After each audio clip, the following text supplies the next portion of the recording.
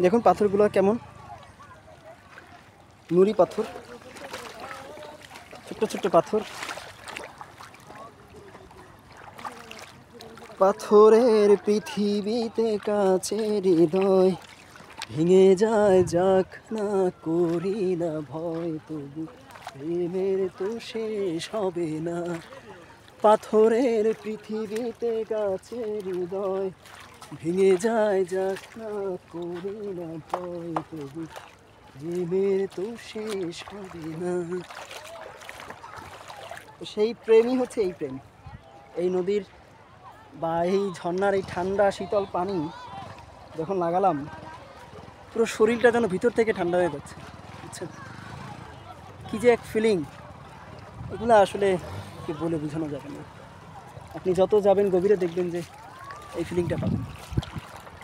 এই যে দেখেন, আমাকে ভাসিয়ে নিয়ে যাওয়ার মতন অবস্থা। অনেক স্রোত আছে এখানে, বেশ স্রোত।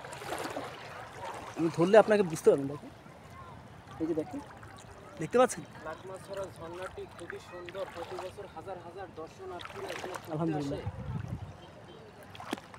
সবাই কয়লা, এখানে কোনো মাছ নাই, সব কয়লা দেখতেছে বা সুন্দর সুন্দর পাথর সংগ্রহ করতেছে, এই আর কি।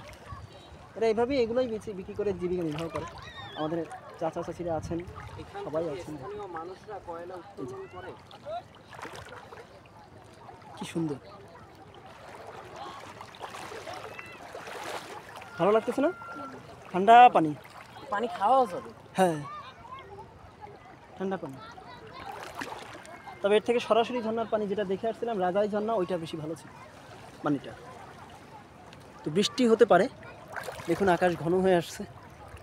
হাওড়ে আজকে বৃষ্টিও দেখেছি, আলহামদুলিল্লাহ, সে এক অন্যরকম অনুভূতি।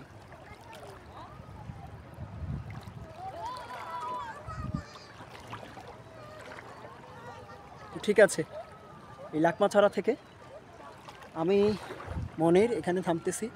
লাকমাছড়ার মাধ্যমে আমাদের ট্যুরেরও শেষ হবে। যদিও হাওড়ে আরেকবার আমি আপনাদের সামনে আসবো ইনশাল্লাহ।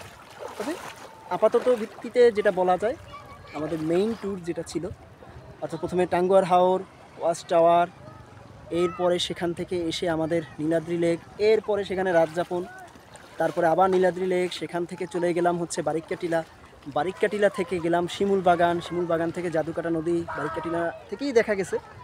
এর পরবর্তীতে সেখান থেকে গেলাম রাজাই ঝর্ণা, আর শেষ আমরা করলাম হচ্ছে এইখানটায় এসে, অর্থাৎ এই আপনার লাকমাছড়া যে ঝর্ণাটা, এখানে এসে। এই হচ্ছে আমাদের সুনামগঞ্জ টাঙ্গুয়ার হাওরের ফুল প্যাকেজ ভ্রমণ। তো আলহামদুলিল্লাহ।